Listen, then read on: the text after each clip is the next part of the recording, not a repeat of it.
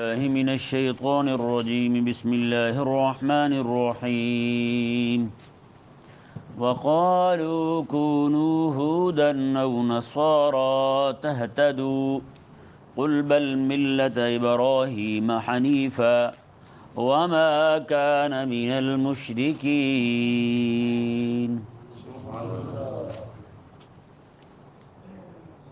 جیسا کہ پیچھے بھی ایک آیت مبارکہ گزر چکی ہے، یہود و نصارہ نے یہ کہا تھا وقالوا لن يدخل الجنة الا من كان هودا او نصارى، جنت میں یہودی اور نصرانی یعنی عیسائی جائیں گے جنت میں، ان کے علاوہ کوئی بھی جنت نہیں جائے گا۔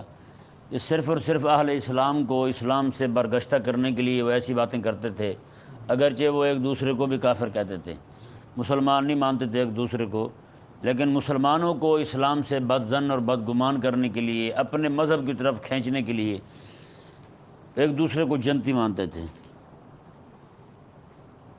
اللہ تبارک و تعالی نے اس آیت مبارکہ میں بھی انہی کے مضمون کو بیان کیا جیسے کہ پہلے بیان ہو چکا ہے۔ اللہ تبارک و تعالی نے فرمایا وقالوا کونوا ھودا او نصارى تہتدوا، فرمایا کہ وہ کہتے ہیں، یہود و نصارہ کہتے ہیں تم یہودی بن جاؤ یا پھر نصرانی بن جاؤ، تہتدوا تم ہدایت پا جاؤ گے، یہودی بن جاؤ ہدایت پا جاؤ گے، نصرانی بن جاؤ ہدایت پا جاؤ گے۔ اللہ تبارک و تعالی نے جواب دیتے ہوئے ارشاد فرمایا کل حبیب آپ فرما دیں بل ملت ابراہیم حنیفہ، میں بلکہ ہم تو حضرت ابراہیم علیہ السلام کی ملت کی پیروی کرتے ہیں جو ہر طرح کے شرک سے پاک تھے۔ حنیف کہتے ہیں ہر باطل سے جدا ہو کر بندہ حق کا ماننے والا بن جائے، بس اسے کہتے ہیں حنیف۔ اسے کیا کہتے ہیں؟ حنیف کہتے ہیں۔ تو یہ حضرت سیدنا ابراہیم علیہ نبینا و علیہ السلام کا لقب شریف حنیف رب تبارک و تعالی کے قرآن نے دیا ہے، یعنی اس سے پہلے بھی آپ کو حنیف ہی کہا جاتا تھا۔ حضرت ابراہیم علیہ السلام کو اللہ تبارک و تعالی کا دیا ہوا نام ہے۔ تو یہاں انہیں جواب دیا گیا کہ یہودی جو ہیں وہ حضرت عزیر علیہ السلام کو رب کا بیٹا مانتے ہیں، اور نصرانی جو ہیں وہ حضرت عیسیٰ علیہ السلام کو رب کا بیٹا مانتے ہیں، تین خدا مانتے ہیں نصرانی عیسائی جو ہیں، اور مشرک جو ہیں وہ تو ویسے بے ایمان ہیں، وہ تو ہیں ہی بتوں کے پجاری۔ رب تبارک و تعالی نے فرمایا یہ کس منہ سے کہتے ہیں کہ ہم ابراہیم علیہ السلام کے دین پر ہیں؟ بھائی ابراہیم علیہ السلام کا جو دین ہے وہ تو ہر طرح کی باطل روش سے پاک ہے۔ ابراہیم علیہ السلام تو ہر طرح کے کفر سے، شرک سے، بے دینی سے، لا دینیت سے پاک ہیں، تو پھر تم انہیں اپنی طرف کیوں کھینچتے ہو؟ اپنے آپ کو ان کی طرف کیوں منسوب کرتے ہو؟ تو میں یہ دعویٰ تو صرف اور صرف مسلمان کر سکتے ہیں، کلمہ پڑھنے والے محمد رسول اللہ صلی اللہ علیہ وسلم کے ماننے والے جو ہیں وہ یہ کر سکتے ہیں کہ ہم حضرت ابراہیم علیہ السلام کے ماننے والے ہیں۔ جی یہ ملت ابراہیم جو ہے نا، ملت تین طرح کے احکامات رب تعالیٰ نے نازل فرمائے۔ سب سے پہلے یہ ہر نبی کی شریعت میں، ہر نبی کے دین میں سب سے پہلی بات جو ہے وہ اصول عقائد۔ کیا چیز؟ اصول عقائد، جنہیں دین کہتے ہیں۔ اصول عقائد کو کیا کہتے ہیں؟ دین کہتے ہیں۔ یہ ہر دور میں ایک ہی طرح کا دین رہا ہے۔ دین عقائد کو کہتے ہیں، ہر نبی نے یہی کہا خدا ایک ہے، حضرت آدم علیہ السلام سے لے کر میرے آقا علیہ السلام تک ہر نبی نے یہی کہا خدا، ہر نبی نے یہی کہا مرنے کے بعد اٹھنا ہے، ہر نبی نے یہی کہا جنت ہے جہنم ہے، ہر نبی نے یہی کہا قیامت والے دن حساب دینا، ہر نبی نے پل صراط کو بیان کیا، ہر نبی نے، یعنی جتنے بھی عقائد ہیں وہ سب ایک ہیں۔ اور عقائد کو کیا کہتے ہیں؟ دین۔ کیا کہتے ہیں؟ دین کہتے ہیں۔ اور دوسرے ہیں قواعد کلیہ شریعت۔ کیا ہیں؟ قواعد کلیہ شریعت۔ نماز اور روزہ، نماز اور زکوٰۃ دیکھ لیں، نماز کے پیچھے ساری عبادات بدنیہ ہیں، اور جو زکوٰۃ ہے اس کے پیچھے ساری عبادات مالیہ ہیں۔ یہ جتنے بھی احکامات ہیں اس طرح کے، نماز ہو گیا، روزہ ہو گیا، یہ والے احکامات جو ہیں انہیں کہتے ہیں مقصود اصلی۔ کیا کہتے ہیں انہیں؟ مقصود اصلی۔ نماز پڑھنا مقصد اصلی ہے۔ اور نماز سے پہلے وضو ہے. وضو مقصود اصلی نہیں ہے.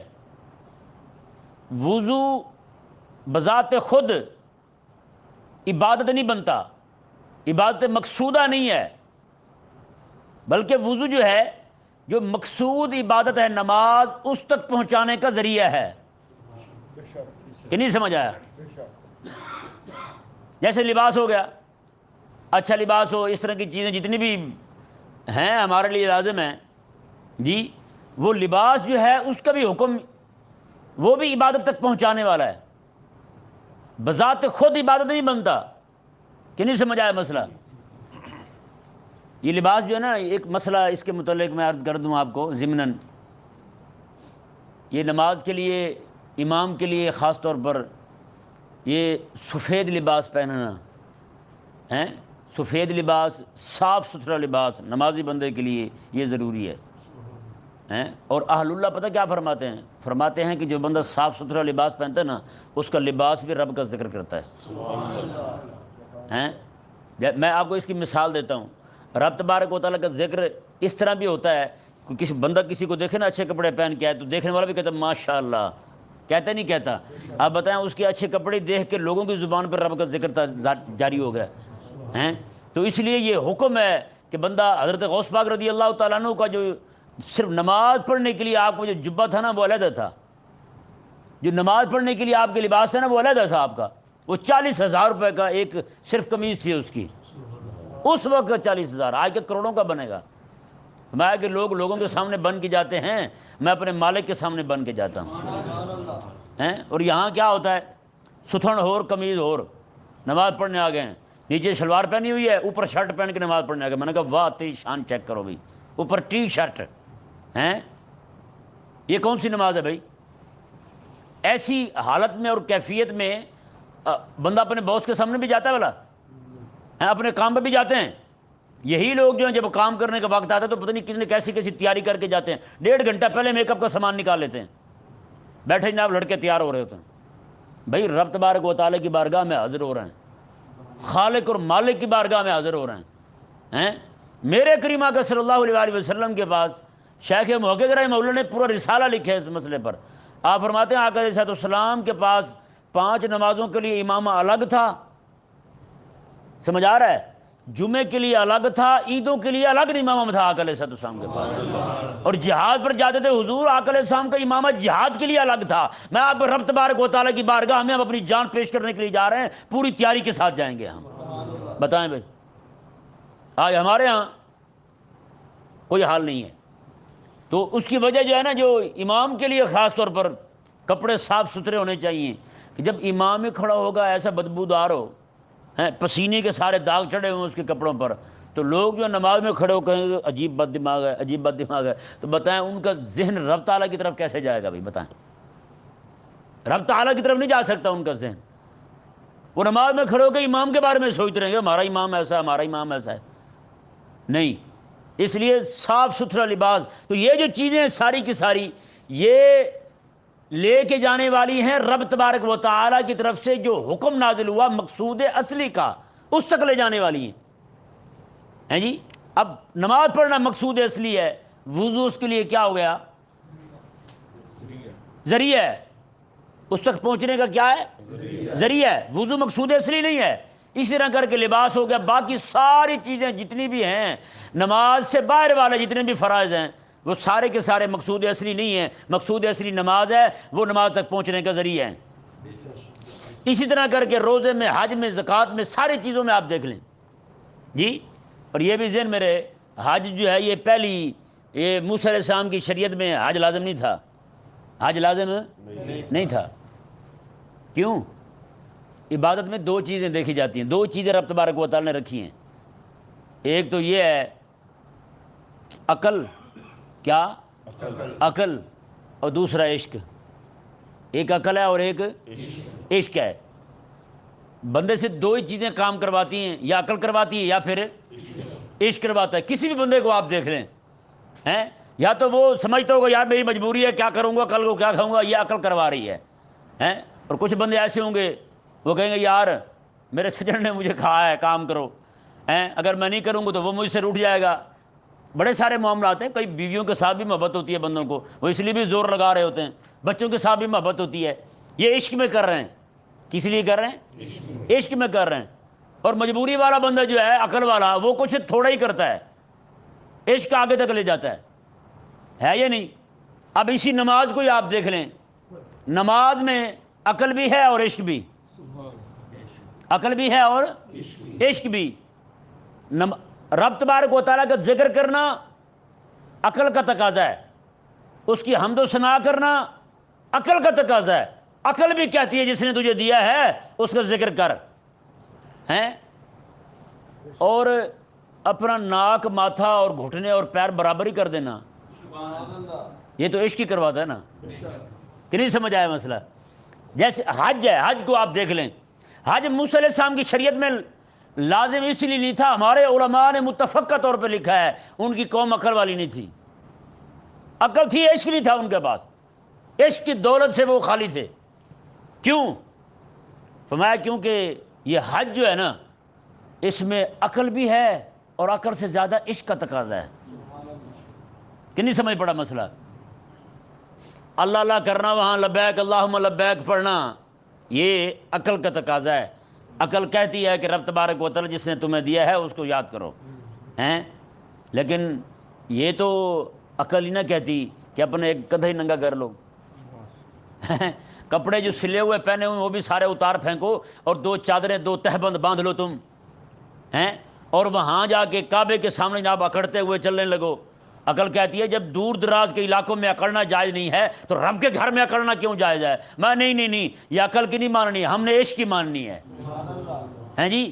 صفا مربع پہ عقل یہ کہتی ہے کہ وہاں پہ مائی صاحب نے دوڑ لگائی تھی، مائی صاحب نے سائی کی تھی، لیکن مرد کیوں دوڑیں؟ میں نہ میں خاتون کے لیے دوڑنا جائز نہیں ہے، مرد جو ہے وہ دوڑ کے خاتون کی سنت کو زندہ کرے گا۔ بتائیں بھائی، مزدلفہ میں جا کے ایسے بیٹھے ہوئے ہیں، مینا میں جا کے قربانی کر رہے ہیں ایسے بیٹھے ہوئے ہیں، عرفات میں جا کے ایسے بیٹھے ہوئے ہیں، کچھ بھی نہیں کر رہے، ایسے جا کے بیٹھے رہنا، رات گزارنی نہیں وہاں۔ بتائیں جی، عقل کہتی ہے کہ یہ عبادت بنے، لیکن عشق کہتا ہے، مالک بھی کہتا ہے تو ہم کرتے ہیں۔ تو فرمایا کہ یہ عشق کی جو معراج ہے نا، یہ ان کے پاس نہیں تھی۔ بنی اسرائیل جو ہیں ان کو رب تبارک و تعالی نے یہ دولت عطا نہیں فرمائی تھی، یہ رب تبارک و تعالی نے عطا فرمائی ہے محمد عربی صلی اللہ علیہ وسلم کے غلاموں کو۔ تو اس لیے آپ دیکھیں شریعت کے دین جو ہے نا، جو احکامات رب نے دیے، 3 قسمیں ہو گئی اس کی۔ سب سے پہلی بات اصول عقائد، کیا؟ اصول عقائد، ان میں کسی طرح کی کوئی تبدیلی نہیں۔ دوسرے آ گئے اصول قواعد شریعہ، جیسے نماز ہو گیا، روزہ ہو گیا، زکوٰۃ ہو گئی، یہ ساری چیزیں اسے دین کہتے ہیں۔ عقائد کو کیا کہتے ہیں؟ دین کہتے ہیں۔ اور یہ جو ہیں اصول قواعد شریعت، اسے ملت کہتے ہیں۔ کیا کہتے ہیں اسے؟ ملت کہتے ہیں۔ یہ فرق ذہن میں رکھیں، اسے کیا کہتے ہیں؟ ملت کہتے ہیں۔ اور جو چیزیں، اور یہ ملت جو ہے اس کے اندر بھی اختلاف یعنی نہ ہونے کے برابر ہے، ہوتا ضرور ہے، بہت تھوڑا اختلاف ہوتا ہے۔ یعنی نماز ہر شریعت میں نماز، آقا علیہ السلام کا فرمان شریف ہے، کچھ لوگ آئے کہنے لگے جی ہم نماز نہیں پڑھیں گے، زکوٰۃ نہیں دیں گے اور جہاد نہیں کریں گے۔ آقا علیہ السلام نے فرمایا کہ جہاد اور زکوٰۃ 2 چیزیں تمہیں معافی دے دیتا ہوں، لیکن نماز لا خیر فی دین لیس فیہ رکوع، اس بندے کے دین میں بھی کوئی خیر ہے جس میں رکوع ہی نہ ہو۔ اس رکوع مطلب نماز، جس میں نماز ہی نہ ہو اس کے دین میں بھی کوئی خیر ہے؟ نہ جو نماز نہ پڑھے اس کے دین میں تو کوئی خیر نہیں، یعنی اس بندے کے پاس خیر ہی نہیں ہے، کہ نہیں سمجھ پڑا مسئلہ؟ تو اس سے ثابت ہوا کہ یہ جو نماز اور جتنی بھی چیزیں اس طرح کی ہیں، یہ ساری کی ساری یہ بنتی ہیں اصول قواعد شریعت۔ کیا بنتے ہیں؟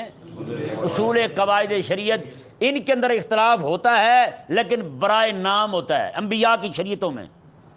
اور تیسرے آ گئے وہ اسباب، وہ ذرائع جو ان مقصود اصلی تک پہنچاتے ہیں، انہیں کہتے ہیں مذہب۔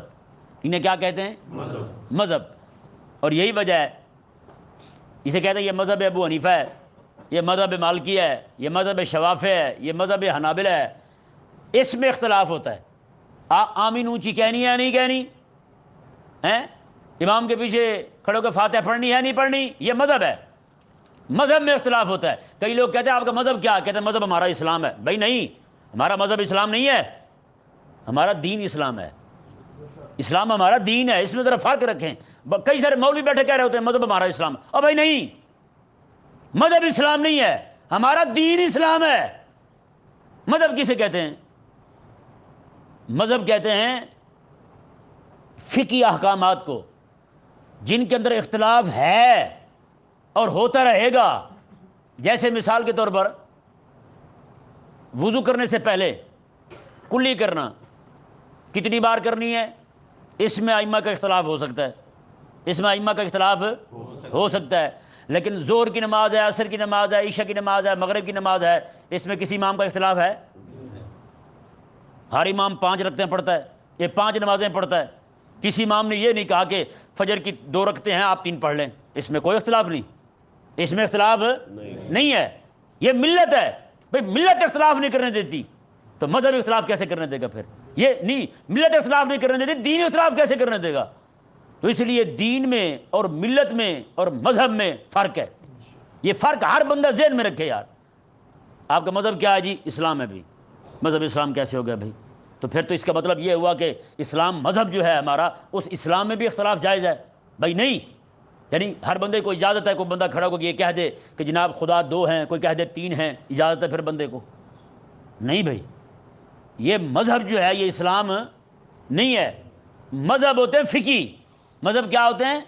جن کا تعلق فقہ کے ساتھ ہوتا ہے، اور فقہ بھی وہ جس میں اختلافات کی گنجائش خدا رسول نے خود رکھی ہو. حضرت سیدنا عمر بن عبدالعزیز رضی اللہ تعالی عنہ ارشاد فرماتے ہیں، باتیں سمجھ تو نہیں آ رہی ہیں؟ چلو شکر ہے. حضرت عمر بن عبدالعزیز رضی اللہ تعالیٰ عنہ ارشاد فرماتے ہیں کہ یہ جو اللہ تبارک و تعالیٰ نے فقہی مذاہب میں اختلاف رکھے ہیں، اگر یہ اختلاف نہ رکھتا رب تبارک و تعالیٰ تو کوئی بندہ جنت ہی نہیں جاتا، کوئی بندہ جنت ہی نہیں جا سکتا. آپ فرماتے ہیں رب تبارک و تعالیٰ نے یہ اختلاف رکھ کے ہر ایک کے مزاج کے لیے آسانی پیدا کر دی. جس کو جو آسان لگے اسی پر عمل کر لے، جس کو جو آسان لگے اسی پر عمل کر لے. فرماتے رب تبارک و تعالیٰ نے یہ آسانی رکھ کے ان کے لیے جنت کی راہ آسان کر دی ہے. اور باقی اور رب تبارک و تعالیٰ نے یہ رحمت کر دی کہ ہمارے اس مذہب میں آسانی رکھ دی، اختلاف رکھ دیا. کئی الو کے پٹھے اسی آسانی کو ہی مشکل کا ذریعہ جان کر، مشکل وہ کہتے ہیں من حرامی ہوتا ڈھیر، مشکل کا ذریعہ اور سبب جان کر دین سے بھاگے پھرتے ہیں، دین سے بھاگے پھرتے ہیں. مولوی متفق ہو جائیں گے تو مان لیں گے. یہ پرسوں والے دن میں نا ایک کتاب دیکھ رہا تھا امام غزالی کی. آج اگلے دن میں نے بیان کیا تھا کہ یہ لبرل کہتے ہیں بے دین. یہ ایک مولوی کہتا ہے ہاتھ یہاں باندھے، ایک کہتا ہے یہاں باندھے. جب سارے مولوی متفق ہو جائیں گے ہم پھر نماز پڑھیں گے. امام غزالی رحمہ اللہ نے المنقذ من الضلال میں اپنی کتاب آپ کی امام غزالی کی، آپ نے اس وقت لکھا تھا. آپ فرماتے ہیں کہ مذہبی اختلاف کو لوگ بنیاد بنا کر کہتے ہیں مولوی متفق ہو جائیں گے تو ہم دین مانیں گے. بھائی مولویوں کا اختلاف مذہب میں ہے، دین میں تو نہیں ہے. آپ دیوبندیوں کو دیکھ لیں، بریلویوں کو دیکھ لیں، اہل حدیثوں کو دیکھ لیں، کوئی یہ کہتا ہے خدا 3 ہے، کوئی کہتا ہے خدا 2 ہیں، سارے یہی کہتے ہیں خدا 1 ہے. حنفیوں کو دیکھ لیں، مالکیوں کو دیکھ لیں، شافیوں کو دیکھ لیں، جناب آپ حنابلہ کو دیکھ لیں، سارے کے سارے یہی کہتے ہیں خدا 1 ہے. دین میں کوئی اختلاف نہیں. سارے یہی کہتے ہیں کہ نمازیں 5 ہیں، سارے یہی کہتے ہیں کہ زکوٰۃ لازم ہے، سارے یہی کہتے ہیں کہ حج لازم ہے، اور سارے یہی کہتے ہیں کہ حج مکے میں ہوتا ہے، سارے یہی کہتے ہیں کہ طواف کعبے کا ہی ہوتا ہے، سارے یہی کہتے ہیں کہ صفا مروہ کے درمیان ہی سعی ہوتی ہے، اس کے علاوہ سعی نہیں ہوتی، سارے یہی کہتے ہیں وقوف عرفہ میں ہوتا ہے، سارے یہی کہتے ہیں کہ قربانی مینا میں ہوتی ہے. تو بتائیں اختلاف ہوا ملت میں؟ کوئی اختلاف نہیں. ثابت ہوا کہ امت جو ہے وہ دین پر بھی متفق ہے اور ملت پر بھی متفق ہے. اختلاف آ گیا مذہب میں، وہ رب تبارک و تعالیٰ نے رحمت بنایا. اور آقا علیہ السلام کو خود فرمانا اختلاف امتی رحمتن، میں میری امت کے اختلاف کر رہا ہوں جو یہ رحمت ہے. یہ کیا ہے؟ یہ رحمت ہے. جسے رب رحمت کہے تو ذلیلہ اسے زحمت کہے تو بتا تیرے سے بڑا بے دین کون ہے پھر؟ کہ نہیں سمجھ پڑا مسئلہ؟ یہ جو گفتگو کی ہے یہ یاد رکھنے والی بات ہے. ہر بندہ اس ذہن نشین کرے دین کیا ہے؟ دین اسلام ہے. کیا ہے؟ دین اسلام ہے. اور ملت اس کے بعد کس کا نمبر آتا ہے؟ ملت کا. ملت شریعت. اور اس کے بعد مذہب، اس کے بعد کیا آتا ہے؟ مذہب، یعنی کہ وہ ذرائع جو مقصود اصلی تک پہنچانے والے ہیں۔ مسلک پھر بعد کی بات آ جاتی ہے، اسے بھی مسلک کیا لیتے ہیں، لیکن یہ مسلک جو ہے یہ پھر ذیلی قسم آ جاتی ہے۔ مسلک ابی حنیفہ بھی کہہ سکتے ہیں، مذہب اور مسلک دونوں تقریباً ہم معنی ہیں۔ مسلک کا معنی بھی چلنے کی جگہ ہے اور مذہب کا معنی بھی چلنے کی جگہ ہے، راستے کو کہتے ہیں، دونوں کا معنی ایک ہے۔ سمجھ آیا مسئلہ نہیں آیا؟ آگے دیکھیں جی، رب تبارک و تعالی نے ارشاد فرمایا وما کان من المشرکین، حضرت ابراہیم علیہ السلام جو ہیں آپ کی ملت حنیف ہے، ہر شرک سے، کفر سے، بے دینی سے، لا دینیت سے پاک تھے۔ وما کان من المشرکین، ابراہیم علیہ السلام تو مشرک نہیں تھے۔ آج تم کہتے پھرتے ہو یہودی بنو گے تو ہدایت پا جاؤ گے، نصرانی بنو گے تو ہدایت پا جاؤ گے، اور دعوے کرتے ہو ابراہیم علیہ السلام کی طرف اپنے آپ کو منسوب کرنے کے۔ تم یہودی بھی مشرک عزیر علیہ السلام کو رب کا بیٹا مان کر، اور نصرانی بھی مشرک عیسیٰ علیہ السلام کو رب کا بیٹا مان کر، اور نصرانی بھی مشرک عیسیٰ علیہ السلام کو، حضرت مریم کو خدا تبارک و تعالیٰ کا شریک ٹھہرا کر، میں تم تو مشرک ہو۔ تمہارا کیا دین ایمان ہے؟ تم تو دین میں ہی پھر گئے، تمہارا تو اختلاف دین میں ہی آ گیا، تم تو دین پہ ہی نہیں رہے۔ تو کس منہ سے دعوے کرتے ہو کہ تم جناب جنت کے دعوے دار ہو، جنت کے ٹھیکیدار ہو، جنت تم چلے جاؤ گے، مسلمان نہیں جا سکتے جنت میں۔ رب تبارک و تعالی نے ارشاد فرمایا، اب یہ انہیں دعوت انصاف دی جا رہی ہے، فرمایا کہ قولوا آمنا باللہ وما انزل الینا، میں کہ تم کہو، محبوب کے صحابہ کو کہا جا رہا ہے، میں محبوب کے صحابہ تم انہیں کہہ دو آمنا باللہ، ہم ایمان لائے اللہ پر، وما انزل الینا، اور جو ہم پر نازل ہوا ہے ہم اس پر بھی ایمان لائے ہیں۔ جو ہم پر نازل ہوا ہے قرآن، شریعت نازل ہوئی، ہم اس پر بھی ایمان لائے ہیں۔ اور وما انزل الی ابراہیم، جو ابراہیم پر نازل ہوا ہم اس پر بھی ایمان لائے ہیں۔ و اسماعیل و اسحاق، اور جو اسماعیل علیہ السلام پر نازل ہوا اور اسحاق علیہ السلام پر نازل ہوا، و یعقوب، اور یعقوب علیہ السلام پر نازل ہوا، والاسباط، اور جو ان کے بیٹوں پر نازل ہوا ہم اس پر بھی ایمان لائے، وما اوتی موسیٰ و عیسیٰ، جو موسیٰ علیہ السلام کو دیا گیا ہم اس پر بھی ایمان لائے ہیں، جو عیسیٰ علیہ السلام کو ملے ہم اس پر بھی ایمان لائے ہیں۔ ایمان ہم سب پہ لائے ہیں، ایمان ہم سب پہ لائیں۔ اور فرمایا وما اوتی النبیون من ربہم، اور جو کچھ بھی رب کے نبی رب کی طرف سے لے کر آئے ہیں، آدم علیہ السلام سے لے کر عیسیٰ علیہ السلام تک، ہم سارے نبیوں کی ایک ایک چیز کو مانتے ہیں۔ رہا عمل تو عمل ہم اسی پہ کرتے ہیں جو ہمیں لجپال نبی نے دیا ہے، ہاں، جو ہمیں کریم آقا علیہ السلام نے دیا ہے۔ فرمایا کہ ہم ایمان لاتے ہیں سب پر، اور آگے کیا فرمایا لا نفرق بین احد منہم، فرمایا کہ ہم ان نبیوں میں سے کسی کے ساتھ بھی فرق نہیں کرتے، نبیوں میں کسی میں فرق نہیں کرتے۔ یہ ذہن میں رہے، یہاں فرق منصب مراد نہیں ہے، فرق منصب مراد نہیں ہے۔ اللہ تبارک و تعالی نے مناسب عطا فرمایا نبیوں کو، ہیں سارے نبیوں میں رسول افضل، سارے رسولوں میں اولو العزم رسول افضل ہیں، اولو العزم میں امام الانبیاء افضل، کہ نہیں سمجھ پڑا مسئلہ؟ تو یہ تو عظمت رب تبارک و تعالی نے تقسیم فرمائی ہیں۔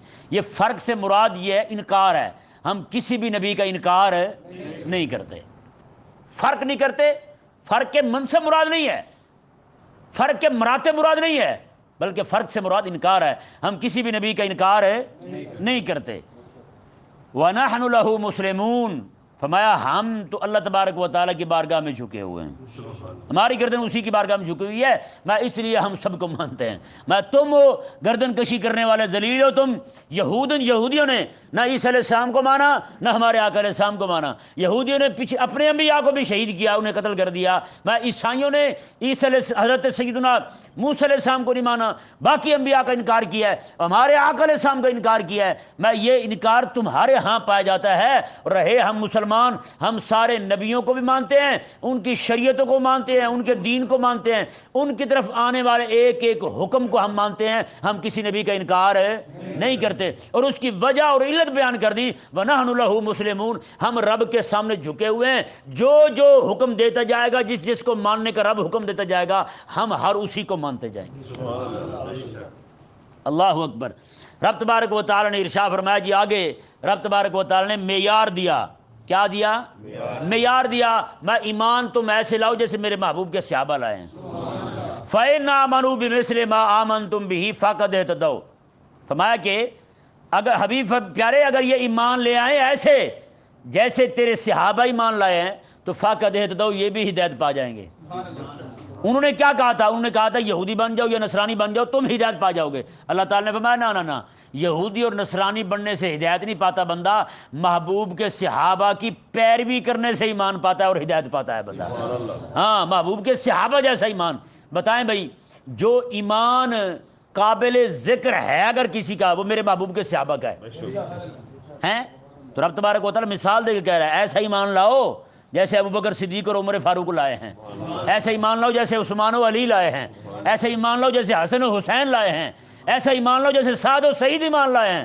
تو بتائیں ان کے ایمان کو رب تبارک و تعالیٰ بطور مثال کے بیان کرے ہیں، اور آج کے کالے چوڑے بکواس کریں محبوب کے صحابہ کے ایمان پر ہیں۔ یعنی اس کا مطلب یہ ہوا کہ رب یہ کہتا ہے، ان کا دعویٰ ہے کہ صحابہ جو ہیں رسول اللہ علیہ السلام کے وصال شریف کے بعد سارے اسلام سے پھر گئے تھے سوائے 6 بندوں کے۔ 6 بندے مسلمان رہے تھے، باقی سارے اسلام چھوڑ گئے تھے۔ ہم ان سے پوچھتے ہیں کہ رب تبارک و تعالیٰ یہ چاہ رہا ہے کہ تم اتنی دیر مسلمان رہنا جتنی دیر یہ چوڑوں کے کہنے کے مطابق صحابہ مسلمان رہیں، یعنی رسول اللہ علیہ السلام کا وصال ہو اور صحابہ ایمان ہی چھوڑ دیں۔ یہ تو پھر نعوذ باللہ من ذالک رب تبارک و تعالیٰ کا علم جو ہے ازلی ابدی ہے، اس پہ بھی اعتراض اٹھتا ہے کہ صحابہ نے تو ایمان چھوڑ جانا تھا۔ رب تبارک و تعالیٰ پھر صحابہ کو معیار ایمان قرار دے رہا ہے۔ معیار ایمان اسے قرار دیا جاتا ہے جس کی زندگی اول سے آخر تک ایمان پہ قائم رہے، اور کامیابی رب اسی کو کہتا ہے جو مرتے دم تک کامیاب رہے، مرتے دم تک اسلام پہ رہے، مرتے دم تک ایمان پہ رہے، وہی کامیاب ہے۔ یہ تھوڑا ہے کہ بندہ 4 دن مسلمان رہے بعد میں اسلام چھوڑ جائے اور اب کہے ایسا مسلمان بنو تم۔ یہ کیا ہو گیا بھائی؟ کیا ہمکانہ اور پاگلوں والی اور بیوقوفوں والی سوچ ہے؟ نعوذ باللہ من ذالک۔ رب تبارک و تعالیٰ نے ارشاد فرمایا فَإِنْ آمَنُوا بِمِثْلِ مَا آمَنْتُمْ بِهِ فَقَدْ اهْتَدَوْا، میں کہ اگر یہ ایمان لائیں ایسے جیسے محبوب کے صحابہ تم ایمان لائے ہو تو فَقَدْ اهْتَدَوْا، یہ ہدایت پا جائیں گے۔ یہ کیا کر جائیں گے؟ ہدایت پا جائیں گے۔ وَإِن تَوَلَّوْا، اب دیکھیں جی صحابہ نے ہدایت کیسے پائی ہے، صحابہ نے راہ کیسے پایا ہے۔ اب یہ آیت پڑھ کے بھی ہمارے کئی لوگ رفع دین ثابت کر رہے ہوتے ہیں۔ دیکھیں جی صحابہ نے رفع دین کر کے ہدایت پائی ہے، آپ بھی پائیں۔ میں نے کہا یہ کیوں نہیں کہتے صحابہ نے بدر و حنین برپا کر کے ہدایت پائی ہے؟ صحابہ کی ہدایت کا راستہ جہاد والا ہے، صحابہ کی ہدایت کا راستہ کون سا ہے؟ جہاد والا ہے، غلبہ دین والا ہے۔ انہوں نے یعنی کہ اتنے سارے علاقوں کے اندر اسلام کو جھنڈا لہرا دیا، تمہیں یہ سمجھ نہیں آتا ہیں؟ صرف وہی 4 چیزیں جن کا تعلق جو ہے وہ نہ شریعت دین کے ساتھ، نہ شریعت کے ساتھ، نہ اصول قواعد شریعہ کے ساتھ، ان کا تعلق مذہب کے ساتھ ہے، اسی کو تم قرار دیتے ہو، دین کو کیوں نہیں قرار دیتے؟ اور جہاد جو ہے یہ تو میرے آقا علیہ السلام کا فرمان ہے، یہ ہمارے اسلام کی کوہان ہے، ہمارے دین کی کوہان ہے جہاد۔ جیسے اونٹ ہوتا ہے نا، اونٹ اس کی کوہان ہوتی ہے، کوہان اونچی ہوتی ہے، کوہان کیا ہوتی ہے؟ اونچی ہوتی ہے۔ تو آقا علیہ السلام نے فرمایا کہ میرا جو جہاد ہے نا، میں یہ بھی کوہان کی طرح ہے۔ یہ کیا ہے؟ کوہان کی طرح ہے۔ تو بتائیں اس کا تعلق جو ہے مذہب کے ساتھ نہیں ہے، یہ تو اصول شریعت کے ساتھ اس کا تعلق بنتا ہے، ملت کے ساتھ اس کا تعلق بنتا ہے، اور تم نے کہاں لا کھڑا کیا ہے؟ اور باتیں کیا کر رہے ہیں آج؟ نعوذ باللہ من ذالک۔ جنہوں نے جہاد کرنا تھا وہ بینڈ بنائے پھرتے ہیں اپنا، یعنی فوجی بینڈ۔ کون سا بینڈ ہے؟ تو بندے کئی ایسے پانی ہو جاتے ہیں، یار یہ کیوں نام لے دیا؟ یار فوجی بینڈ نہیں ہوتا کہ نہیں ہوتا؟ ہوتا ہے نا۔ تو پھر یہ ہاں وہ زیادہ کرتے ہیں، تیار ہو رہے ہیں نا جہاد کے لیے، پتہ نہیں کب کر دیں، کوئی پتہ نہیں چلتا، وہ کریں گے ہم پر ہی کہ نہیں۔ آج تک انہوں نے ہمیں فتح کیا ہے جی، آج تک انہوں نے ہمیں فتح کیا ہے، اور اللہ تبارک و تعالی حضور کے دین کو غلبہ عطا فرمائے۔ ہم یہ دعا ہی کر سکتے ہیں۔ آگے دیکھیں جی رب تبارک و تعالی نے ارشاد فرمایا وَإِن تَوَلَّوْا فَإِنَّمَا هُمْ فِي شِقَاقٍ، رب تعالیٰ محبوب کو تسلی دے رہا ہے۔ میں حبیب پیارے وَإِن تَوَلَّوْا، اتنے دلائل بیان کرنے کے باوجود، برہان بیان کرنے کے باوجود، اس مسئلے کو واضح کر دینے کے باوجود بھی حبیب پیارے اگر وہ اڑے ہوئے ہیں نا اسی بات پر، اگر یہ یہودی اور نصرانی اڑے ہوئے ہیں اسی بات پر کہ یہودیت ہی دین ہے، نصرانیت ہی دین ہے، اسی کی پیروی ہی ہدایت پر، اسی کی پیروی پر ہدایت منحصر ہے، اسی کی پیروی پر جنت کا داخلہ منحصر ہے، تو حبیب آپ پریشان نہ ہوں۔ وَإِن تَوَلَّوْا فَإِنَّمَا هُمْ فِي شِقَاقٍ، اگر یہ اب بھی نہیں نہ مانتے تو آپ انہیں دفعہ ماریں، یہ ضد میں اڑے ہوئے ہیں، یہ کیا کر رہے ہیں؟ یہ ضد میں اڑے ہوئے ہیں، ضدی ہیں، ہر دھرم ہیں، یہ معاند ہیں حبیب پیارے، آپ پریشان نہ ہوں۔ آگے پتہ کیا فرمایا؟ اللہ اکبر، رب تبارک و تعالی نے محبوب کریم علیہ السلام کو تسلی دی، میں فَسَيَكْفِيكَهُمُ اللَّهُ، میں حبیب پیارے ان قریب اللہ انہیں کفایت کر جائے گا۔ اللہ یہ کہتے ہیں نا تو پڑے ہو جا میں انہوں کافی ہوں، یہ رب فرما رہا ہے۔ کون فرما رہا ہے؟ رب فرما رہا ہے۔ حضرت عمر رضی اللہ تعالیٰ عنہ جو ہیں، کریم آقا علیہ السلام نے فرمایا کہ عمر وہ وقت کیسا وقت ہوگا جب تو قبر میں جائے گا ہیں، اور دو ڈرونی شکل والے، ان کی ایسی آنکھیں اور ان کی آنکھوں سے ایسے لگے کہ آگ نکل رہی ہے، ان کے بڑے بڑے ناخن تیری قبر میں آئیں گے، کیا بنے گا تیرے ساتھ؟ وہ تجھ سے پھر یہ سوال کریں گے۔ وہ سوال بھی حضور نے بیان کیے۔ حضرت عمر رضی اللہ تعالیٰ عنہ کہنے لگے حضور یہ ارشاد فرمائیں اس وقت میری عقل ایسی سلامت ہوگی جیسے آج ہے، میری عقل ایسی سلامت ہوگی جیسے آج ہے۔ آقا علیہ السلام نے فرمایا ہاں۔ حضرت عمر پتہ کیا عرض کرتے ہیں حضور کو؟ کہتے ہیں فَسَأَكْفِيهَا، اب فَسَأَكْفِيهِمَا، یا رسول اللہ پھر میں انہوں کو قابو کر لوں گا، پھر میں کافی ہوں ان کے لیے، عقل میری ایسی ہو پھر میں پکڑ لوں گا انہیں۔ یہ حضرت عمر رضی اللہ تعالیٰ عنہ کہہ رہے ہیں، حضور کی بارگاہ میں عرض کر رہے ہیں۔ اور کیا ہوا جب ان کا وصال ہوا نا، حضرت مولا علی رضی اللہ تعالیٰ عنہ کہنے لگے کہ عمر رضی اللہ تعالیٰ عنہ دنیا میں تو بڑے ٹیک کے ساتھ رہے ہیں، آج میں دیکھتا ہوں قبر میں ان کے ساتھ کیا بنتا ہے۔ حضرت مولا علی رضی اللہ عنہ قبر پر بیٹھ گئے، آنکھیں بند کر کے مراقبہ کرنے لگے۔ تو بعد میں لوگوں کو بتایا، انہوں نے کہا میں نے دیکھا حضرت عمر رضی اللہ عنہ کے پاس دو فرشتے جب آئے نا، انہوں نے آگے کہا تیرے رب کون ہے؟ تو کہتے ہیں حضرت عمر رضی اللہ عنہ نیچے پڑے، نیچے لیٹے ہوئے دونوں کو پکڑ لیا ایسے کر کے، دونوں کو پکڑ لیا، اور پکڑ کے حضرت عمر رضی اللہ تعالیٰ نے کہنے لگے تین سوال پوچھنے نا تم نے یہی پوچھنا کہ تمہارا رب کون ہے؟ میرا رب تو اللہ ہے، تم بتاؤ تمہارا رب کون ہے؟ میرا دین تو اسلام ہے، تم بتاؤ تمہارا دین کیا ہے؟ اور آگے پتہ کیا کہا؟ میں کہ میرے نبی جو ہیں وہ تو ساتھ لیٹے ہوئے ہیں، بتاؤ تم کس کو ماننے والے ہو؟ یہ بات کی تو گئے رب تعالیٰ کی بارگاہ میں، مولا تو نے کس بندے کے پاس بھیجا ہے؟ اس نے ہمارا ہی حساب شروع کر دیا ہے۔ میں تمہیں نہیں پتہ وہ میرے نبی کا یار عمر ہے۔ ہاں وہ عمر ہے۔ وہ کون ہے؟ وہ عمر ہے جس کے آنے سے کفر کانپ گیا تھا، کفر تھر تھر کرنے لگا تھا۔ اللہ تبارک و تعالیٰ نے ارشاد فرمایا جی دیکھیں فَسَيَكْفِيكَهُمُ اللَّهُ، اللہ تبارک و تعالیٰ ہی نے کفایت کر جائے گا۔ پھر آگے دیکھیں جی، یہ حضرت عثمان غنی رضی اللہ تعالیٰ عنہ کی جب شہادت ہوئی، آپ قرآن پاک پڑھ رہے تھے، اور آپ کا جو خون کا قطرہ گرا وہ اسی لفظ پر گرا جی، فَسَيَكْفِيكَهُمُ اللَّهُ۔ اس میں یہ اعلان تھا ان کے لیے جو حضرت عثمان غنی رضی اللہ تعالیٰ عنہ کو شہید کرنے والے تھے، کہ ان کے ساتھ کیا بننے والا ہے آگے ہیں۔ حضرت عثمان غنی رضی اللہ تعالیٰ عنہ شہید ہوئے۔ حضرت عثمان غنی رضی اللہ تعالیٰ نے اپنے جو روشن دان نہیں ہوتا چھڑکی، اس میں سے منہ نکال کے آپ نے فرمایا تھا میرا قتل ہوگا، اس کے بعد پھر قتل ہوتا ہی رہے گا، قیامت تک تم سے تلوار نہیں اٹھنی۔ بتائیں جی آج تک امت قتل ہو رہی نہیں ہو رہی؟ یہ تو عثمان غنی رضی اللہ تعالیٰ نے اس وقت فرمایا تھا، پھر تم قتل ہوتے ہی رہو گے، تلوار تم سے نہیں اٹھنی، قیامت ہی آئے گی۔ پھر کون سا ایسا دن ہے جس دن کو مسلمان قتل نہ ہو؟ اور اس کو قتل ہی اس کے اسلام کی وجہ سے کیا جا رہا ہے، مسلمان ہونے کی وجہ سے قتل کیا جا رہا ہے۔ اللہ تبارک و تعالیٰ نے ارشاد فرمایا وَهُوَ السَّمِيعُ الْعَلِيمُ، وہ سننے والا جاننے والا ہے۔